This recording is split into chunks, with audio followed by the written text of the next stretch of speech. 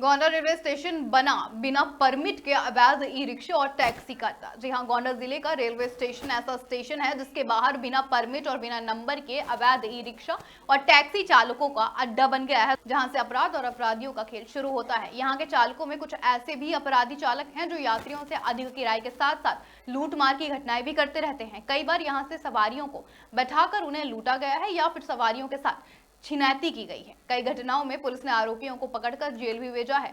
लोग व्यक्तिगत वाहनों से टैक्सी का उपयोग कर रहे हैं। कभी कभी तो स्टेशन के बाहर खड़े ई रिक्शा चालकों की वजह से आवागमन भी ठप रहता है, क्योंकि ये पूरी सड़क को कब्जा किए रहते हैं, जिससे यात्रियों और राहगीरों के आवागमन में दिक्कत होती है। बताया जा रहा है कि स्टेशन के बाहर खड़े चालकों से रेल विभाग के सुरक्षा कर्मियों द्वारा माहवारी वसूली की जाती है। इस वसूली में उनकी खाकी वर्दी ना होकर किसी दलाल को लगाया जाता है, सादी वर्दी में रहता है और वह इन चालकों से वसूली करता है।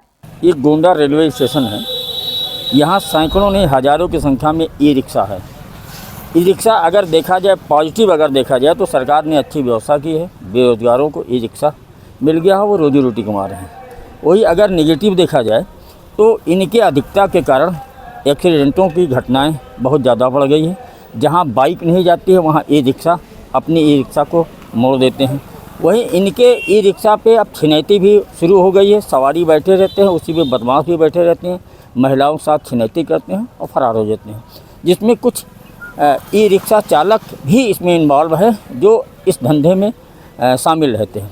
यहाँ रेलवे स्टेशन के सामने जो सवारियाँ चाहे बॉम्बे से हों चाहे दिल्ली से हों आती हैं, तो सवारियों की संख्या थोड़ा ज़्यादा होती है, इसलिए सारे ई रिक्शा एकत्रित हो जाते हैं कि उनको आसानी से सवारी मिल जाएगी और दिन भर का दिहाड़ी हो जाएगा।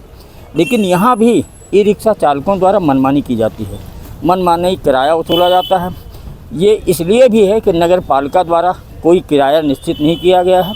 नगर पालिका को चाहिए कि जगह जगह बोर्ड लगा दे और किराए का दर उस पर लिख दे, ताकि जो यात्रियों को गुमराह ना होना पड़े। वहीं यहाँ ई रिक्शा खड़ा करने के लिए, सवारी लेने के लिए यहाँ के जो सुरक्षा बल है और जीआरपी है, उनको माहवारी और डेली इनको पैसा भी देना पड़ता है।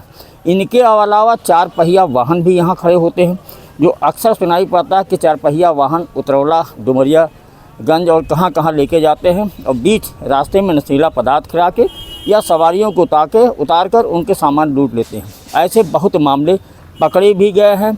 4 पहिया वाहन भी, उनके चालक भी पकड़े गए, उनका गिरोह का भी भंडाफोड़ हुआ है। तो मेरा आग्रह ये है कि सबसे पहले तो जगह जगह रेट बोर्ड लगना चाहिए और इनके धांधलेबाजी पे, ज़्यादा किराया वसूलने पे रोक लगनी चाहिए। गोंडा से कैलाश वर्मा।